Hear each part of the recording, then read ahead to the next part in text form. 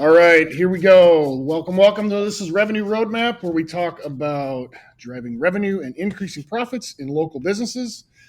I'm Anthony Karls, president of RocketClicks. Today we are talking sales with our CEO, Tyler Dolph. So Tyler, welcome. Excited to be here. Thank you very much. So today we're going to be talking a little bit about a mindset for sales. And one thing I know we've run into with our different team members in both this business and in the other business that I was part of is I'm not a salesperson. So we're going to talk a little bit about that question. But before we do that, I have a question for you, good sir. Sure. So, what one lesson or piece of advice changed your life and the way you think? Whoa. Heavy, deep one to start out. Start out with a big raw question. I think one piece that I hear now all the time, but I hadn't heard it for an early part of my life, was that hope is not a strategy. And it's so true. I would consider myself an eternal optimist, and I try to find the good in everything. But it's not going to turn out well or be perfect all the time. And that if you don't have a strategy or a process, then you're never going to get to where you want to go. So hope is not a strategy is what I'm going to go with. I love that. That's a great one. That should go on a t-shirt. Yes. That's good. All right. So let's jump into our topic. Let's do it. So what is the right mindset for anybody in a company as it pertains to that question or that statement maybe? But I'm not a salesperson. I think what's really interesting about that, especially so I'll give the answer two ways. One, as a small business, if you are running a small business or you're in a small business or you even work with small businesses, revenue is oxygen, right? Revenue pays the bills. I used to always say here at RocketClicks when we were much smaller that our clients pay our paychecks. Mm-hmm. So we got to do a great job for our clients because they're the ones actually paying. They're putting food on our table. And getting new clients is the only way that we're going to be able to grow, right? We have to be able to get new revenue. And the way to get new revenue is to sell, right? You're either selling yourself by communicating the work that you've done and you're trying to gain confidence and sell that idea or that recommendation into the client. You're either selling on behalf of your company, trying to get the deal. But in my opinion, you're always selling. I'm selling when I go home tonight and I'm trying to get the dinner of choice or the restaurant of choice, or I'm trying to sell my kids on going to bed at the right time. Every interaction is a potential sale from my perspective. Yeah. So Grant Cardone, who we use some of his training material here at RocketClicks, one of the things he says is selling is a prerequisite for life. So we're talking today three different buckets. So what does selling include? What does selling have to do with? And what are some examples? So let's start with the top. Let's start with the first top one. So what is included in selling? So I think selling includes a number of things. Firstly, negotiating, right? Like if you're selling your house or you have young kids that need to go to bed at a certain time, you're constantly negotiating, going back and forth. Listen, here's the benefit of getting 8 hours of sleep. Here's why you can't have 90 pieces of candy before bed. All of that is a negotiation. That's the fun set. I think in the business setting, you're negotiating your ideas versus someone else's ideas, or the price of a proposal versus what they're willing to spend. Every conversation starts basically with a negotiation, a back and forth, a discussion around what is right versus what you should do versus all of those things involved. The second is agreement. Right? You need to get agreement out of the discussion or negotiation you're having. Yeah. And I have found that if people like you or they like doing business with you or they trust you, you're going to be able to get that agreement faster. Mm-hmm. And then you have to get others to support you, right? So, hey, I have this idea. Great, I've sold it into this person, but in order to get it done, I need the team to come on board and to help enact that idea. Or I need my wife to support me to say, hey, we're putting the kids down now. Let's make sure that happens. Nice. So what are some things that are included in selling? So like, what does it have to do with any, like, just give me a list of words or give me a list of circumstances on what does selling have to do with? Like, what are all of the different scenarios? So it's like, it's convincing, it's persuading, it's negotiating, debating, and getting your way, right? Like all of those things are involved in creating the sale and opportunity, and ultimately being able to do what you need to do in order to get the job done. Yeah. So what are some examples of this? Because I think this is kind of where people can struggle sometimes, because they think like, well, that's not my job. My job isn't to sell. That's an interesting perspective, and I think the reality is very different. I think you've given several different really good examples that, like, are you approaching your bedtime with your young child like a potential sale, and like, how are you navigating that? Because if you're just yelling at them and you just yelled at a prospect that you're trying to sell service to, you could probably figure how well that's going to work. Correct. So like, what are some other ways to like frame selling for people to understand in a different way? Yeah, I'm trying to think of different scenarios. One is you're a small business owner and you need a loan, right? You're going to go sell the bank on your future potential as a business owner, right? That's 100% a sale. It's a conversation, and you're asking for something. You need to get something in return. That's a sale. And it's not just like a component of that is your books and the health of your books and how your projections look and all of that. But if that's looking all great, but you come and you don't really show up to that meeting all that well, you have a lot of doubt.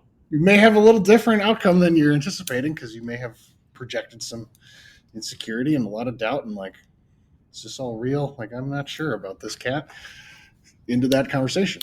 100%. I mean, even if you think about our business here at Rocket Clicks, when we get the sale, we get a customer.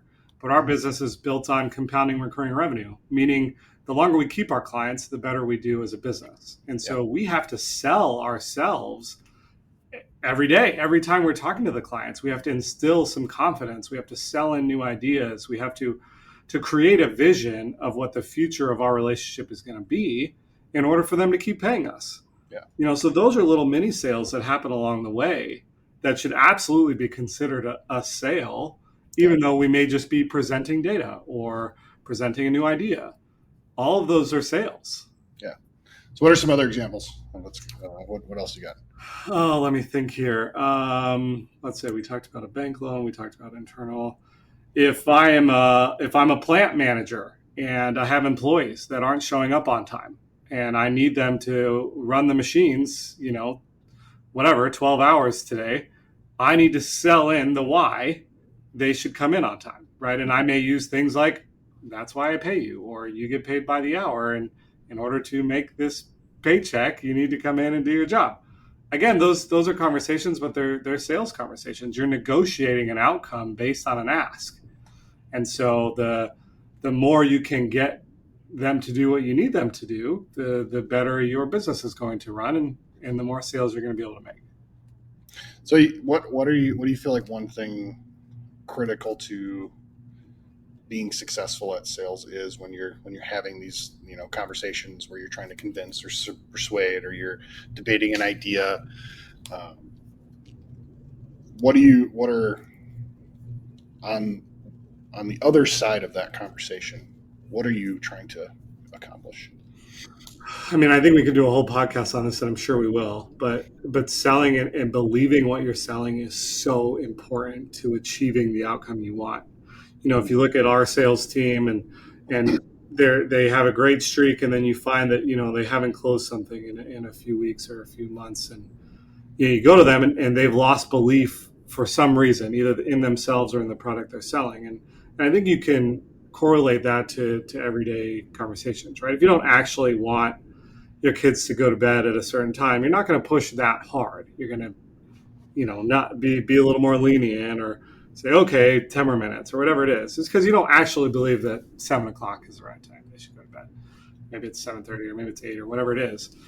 So the more conviction and belief you have in what you're selling, the better the outcome is going to be.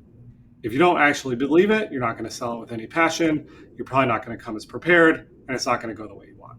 Yeah. If you don't believe the why behind what you're doing and the value that it's going to bring, it's going to be pretty tough to convince somebody else to put some of their money up to buy it. We really believe in. Yeah, I mean, even if you think about car salesmen, the best car salesmen love the cars that they're actually selling. They intimately understand every detail, every knob, every button, every feature, to sell you on like why this is the best car for you. Yeah, nice. Let's see here. So let's ask one more question. So what do you feel like?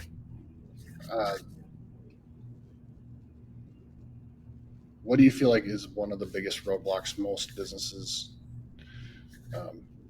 have in committing to believing selling is a prerequisite for like just doing life in general and having every position really embrace that? Like, what do you feel like the biggest roadblock is there? I mean, I think in some organizations or with some individuals, selling has a negative connotation. Oh, I don't sell. That's gross. That's bad. Mm-hmm. But to me, that's a belief thing, right? They don't believe in what they're selling, so that's why they think it's gross or they think it's bad. Yeah. In reality, if they're passionate about something, and if you ask them about some reality, if they're passionate about something, and if that is, right? Yeah. Tell me about your new bike that I know that you love because you're a long distance bike rider. And they'll go on for 20 minutes about how this bike is the most amazing thing ever and it's carbon fiber and blah, blah, blah. I mean, they're selling you on this bike, right? So they don't actually think selling is gross or negative. They just don't want to sell what you have. We have to believe in what we're selling. And sometimes people in businesses will avoid selling for the business or say, I'm not a salesperson, or that's not part of my function, or so on and so forth, those types of things. And you were saying it's about belief, like there's a 100%. belief issue. So like how does that manifest? Like, how do you redirect that conversation back into everybody is a salesperson? Like, and here's an example of how. Yeah, I mean, I think you could have an employee who had a bad experience or who doesn't believe that they're in sales, and they'll tell you, well, no, sales is gross. That's not what I do. And then in the next breath, you could say, you could ask them about something that they're passionate about, right? Like we have an employee that loves to long distance bike ride. Yeah. And I could say something like, hey, I heard you got a new bike. Tell me about it. And they'll freaking sell you on this new bike for 20 minutes, telling you all the features and it's titanium and blah, blah, blah. In reality, they just don't believe in what you want them to sell. Yeah. So I think creating that clarity with them when they come to you and they say, well, I'm not in sales or I don't do sales. And getting to the bottom of like, well, what about what we do or the product we sell or the service we have don't you believe in? Mm-hmm. In order to convince someone or even and talk passionately about what that is.